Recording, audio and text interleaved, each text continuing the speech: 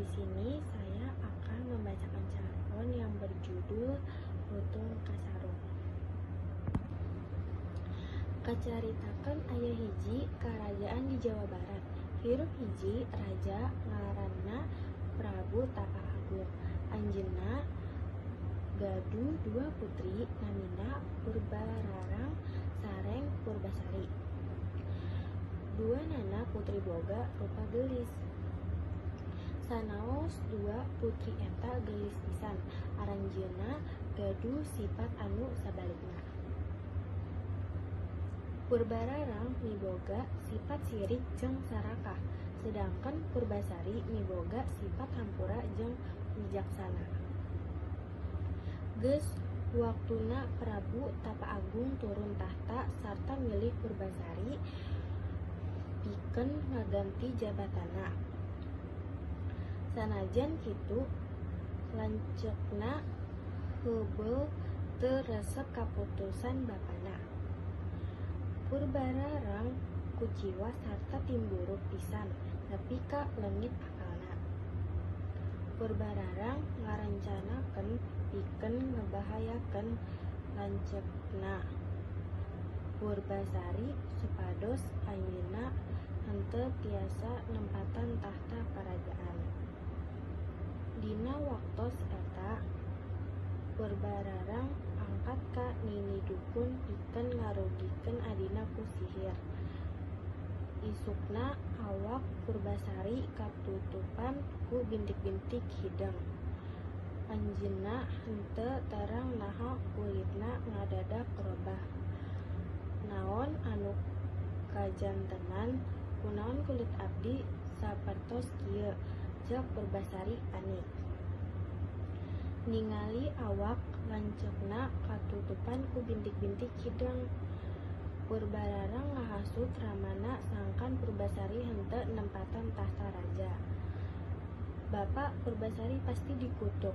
Kumaha jalma anu dikutuk kawas manehna bisa jadi ratu, ceuk Purbararang. Sanggeus Purbararang ngomong kitu, bapak teu bisa nanaon. Saterusna Purbararang ngutus patih pikeun ngasingkeun Purbasari ka tempat anu jauh pisan. Purbasari diasingkeun ti karajaanana tanpa parang.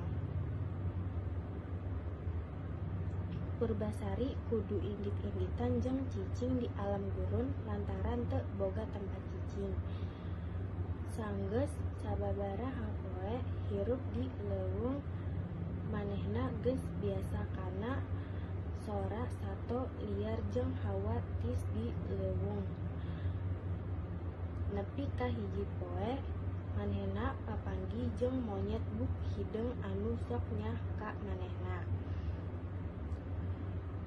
Monyet resep metik buah terus dibikeun ka Purbasari. Salian ti mere buah, monyet oge resep mere kembang. Monyet hideng ngaranana Lutung Kasarung. Dina hiji poe, dina peting bulan purnama, Purbasari ningali Lutung Kasarung indit ka tempat anu sepi pikeun tapa. Purbasari nyangkaeun Kasarung lutung teh lain monyet biasa. Salian tieta, Purbasari oge ngarasa bingung kana naon anu dipentak ku Lutung Kasarung ka dewata. Isukna Lutung Kasarung ngajak Purbasari ka hiji danau sengit. Sanggeus Purbasari mandi di situ, Lutung Kasarung kacida bungahna nepi ka Purbasari bingung. Kajadian anu mukjizat bintik-bintik dina awak Purbasari ngadadak leungit sarta kegelisanana ketembong deui. Purbasari katembong bagja pisan, ceuk Purbasari. Lutung tingali kulit keuring parantos normal deui. Abdi bebas tina kutukan. Ieu kabeh sabab geus manggihan danau ieu. Hatur nuhun Dewata Agung, hatur nuhun Lutung. Dina hiji poe lanceukna Purbararang indit nepungan lanceukna nu geus nu geus lilat cicing di leuweung. Purbararang kacida reuasna ningali parobahan anu lumangsung dina awak lanceukna. Kabeh bintik hideung leungit. Sanggeus nepungan lanceukna, Purbasari nyarita naha abdi tiasa uwi deui ka karaton. Teguh Purbararang ngajawab, henteu, lamun hayang balik deui ka karaton kudu ngaliwatan sababaraha syarat anu ku kami geus dibikeun, cek Purbararang. Purbasari nampi sagala tantangan anu dipisahkeun ku Purbararang. Purbasari bisa menang sagala tantangan nu dibikeun. Tapi dina tantangan saha nu boga tunangan panggantengna. Purbasari ngarasa bingung lantaran can boga tunangan. Tanpa mikir, Purbasari ngajadikeun Lutung Kasarung tunangan. Sanggeus ngadenge jawaban ti Purbasari, bari seri gumbira. Purbararang nyarita kumaha monyet kawas manehna bisa ngelehkeun tunangan kuring. Sanggeus ngadenge omongan Purbararang, Lutung Kasarung taka di tempat anu sepi. Isukna teu disangka-sangka Lutung Kasarung robah jadi rang.